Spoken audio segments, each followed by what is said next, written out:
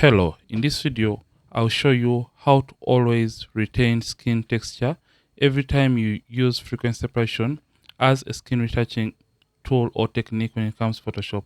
So for those people that always struggle with retaining natural and realistic skin textures in the images, this video is for you. So if you are to analyze this very image that we're going to be using for this video, if you are to analyze and zoom in, you can see this image has a lot of skin details or skin textures, and we want to remain with and retain these textures after doing the skin retouching. So how are we going to do this? Retaining skin texture depends on the amount of Gashian blur that you apply to the image during the frequency separation process. That is why we are going to understand how frequency separation works. So we're going to come to the background layer and create the two layers for frequency separation by pressing Ctrl J, or you can use Command J. So press Command J twice, then name the upper layer to texture, the middle layer is for the colors. So frequency separation is determined by the color layer most of the time. So select the color layer and turn off the texture layer. Then we are simply going to come to the most important step for retaining original and realistic skin textures in your images, which is coming to filter, come to blur, and come to Gaussian blur. So in case you have a Photoshop action, it usually stops at the point whereby you have to put in the Gaussian blur radius. So this is the point or the step. So we're just going to come to the radius and take the radius down. Like I said, here is why you have to pay maximum attention, because once you mess up with this step, it means you are not going to be able to retain natural and realistic skin details in your photos. So I'm just going to come. So look for an area that has more skin details or skin textures in the image. You can even zoom in or zoom out and click on the skin area that you feel has more skin details.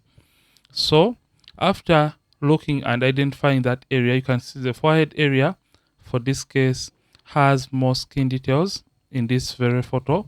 Then come to where you see the radius and click on this pointer and click and hold down, and you drag it up.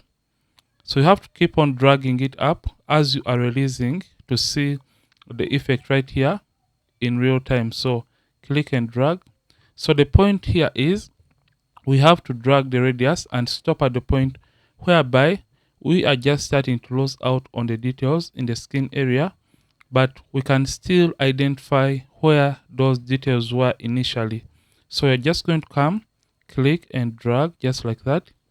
Click and drag and release to see the effect. Click and drag to see the effect. Click and drag. So at about 6, that is when the textures are just starting to disappear. So stop at the point whereby the details or the textures are just starting to disappear from the skin. So you can see at about 6, that is when the textures are just starting to disappear from the skin area, and click OK. Remember, the step we have just done is the most important step when it comes to retaining or losing out skin details. So when you mess it up, it means you will have lost out on the skin details in the image that you're going to be editing. So you have to pay maximum attention to this very step. So we're going to come to the texture layer and now activate it or turn it on. Then we do the usual process, which is coming to image, come to apply image.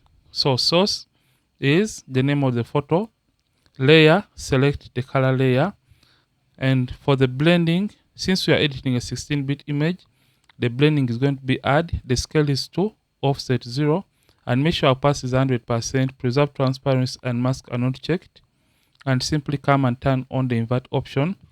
And for this step, right now you'll see the textures on this gray-like kind of layer. So in case you have 8 here, it means the settings are always going to be different. So after selecting the color layer and the channel RGB, make sure for the blending you select subtract. Make sure invert is not turned on. The scale is 2 and the offset 128, and you'll basically have the same results like we had for the 16-bit settings. So for my case, I'll revert these settings to the 16-bit settings and click OK. So just come to the blend mode and change it from normal and change it all the way down to linear light to reveal the initial image. So what we are going to do, we are simply going to select both layers, then press Ctrl G, or you can use Command G on the keyboard to group these layers. So in order to work on or to retain skin details, we want to blend the transitions between the skin tones or the skin color to retain the textures. So come to the group that we have just created and drop down or click on the drop down arrow and select the color layer. And after selecting the color layer, we are first of all going to come to the brushes and get the mixer brush tool. So for people that always have issues when it comes to setting up and using the mixer brush tool to blend the transitions between the skin tone, this is why you have to pay maximum attention. So we have selected the mixer brush tool, and for the settings, one, make sure the hardness is set to 0 and soft round brush is selected, and make sure it is clean. So click down here and select clean brush.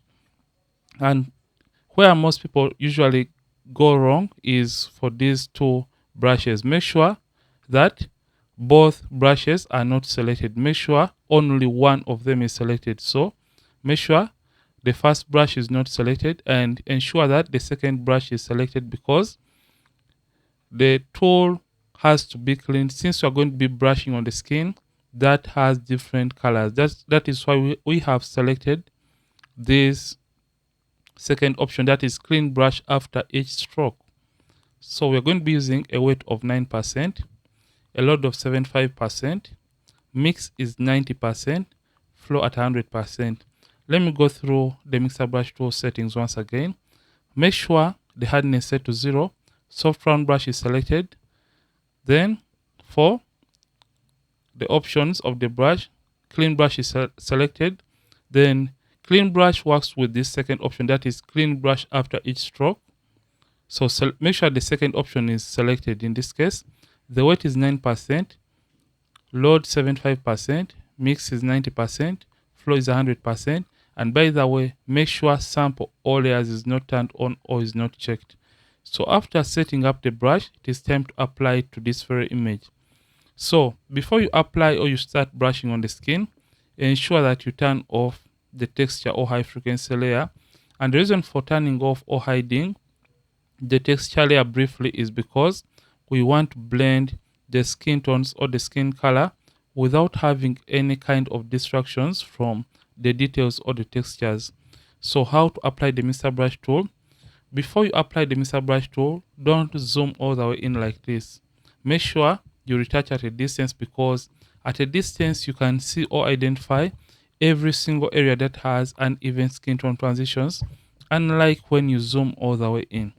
So after understanding that, in order to blend a given area, we have to make sure that the size of the brush is slightly small enough to keep and remain within a given color that we want to blend. So you can't use this kind of size of a brush to blend on that area or the dark area on the forehead area, because the brush is going to be very big and it is going to be covering even this part of the highlight. So make sure the size of the brush is small enough to keep in a given area. So how are we going to blend? To reduce or increase on the size of the brush, simply make sure you use the open and close square bracket keys on the keyboard. And also, in case the mixer brush tool is displaying a plus icon, make sure you deactivate the caps lock key on the keyboard. So how to apply or to blend? Simply click and hold down and you start moving the brush in a given direction, but make sure that the size of the brush is small enough to remain in a given area that you want to blend. So after blending a given area, release the click button and click once again, or you left click once again on a new area to blend. So you have to follow the way a given shape or a given area is shaped to keep and maintain originality in a given area. So click and blend. So when it comes to the forehead area, we're just going to do the same. and blend this highlight area alone like this. So you can see after blending the highlight area, we have an issue, that is this annoying line. So for that boundary where colors are transitioning from one color to another, just use a very small brush and simply blend that bordering area or that boundary so that the effect can blend well into one another. You can see that you just get a brush and you blend the border or the boundary area of a color to create a very nice and smooth transition between those colors. So let's briefly turn on the texture layer, and you can see the before, after. You can see the textures are still left intact within the model's skin, but we have just worked on the colors. So just going to come and turn this off and continue working. So you can see the cheek is moving in this direction. That is why I also have to move the brush in this kind of direction to keep and maintain the original shape of the model's face. So I'll briefly work on the cheek area like this. You can blend those colors.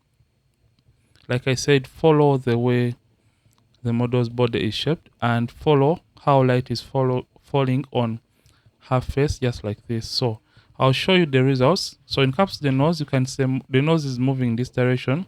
That is why I also have to move the brush in this direction. Mix the dark areas of the nose alone and get a small brush and blend the highlights. So after this, I'll simply show you the before and after for just the areas that we have just worked on. So you can see the before, after. The textures of the skin, let me zoom in slightly. The skin textures have been left intact and they have not been tampered with in this case. So you can see this is how you can retain original and realistic skin details in your images when it comes to skin retouching using frequency separation. I hope you have learned something. So keep on doing the skin retouching on every area, and you can go ahead and remove the pimples or blemishes from the skin. And I have complete skin retouching videos on this channel, but I just wanted to highlight how you can retain the original details when it comes to skin whenever you use frequency separation. Ronnix from ronnixphotography. Thank you for watching, and I hope you have benefited from this channel or from this very video. Don't forget, keep practicing and as well keep creating.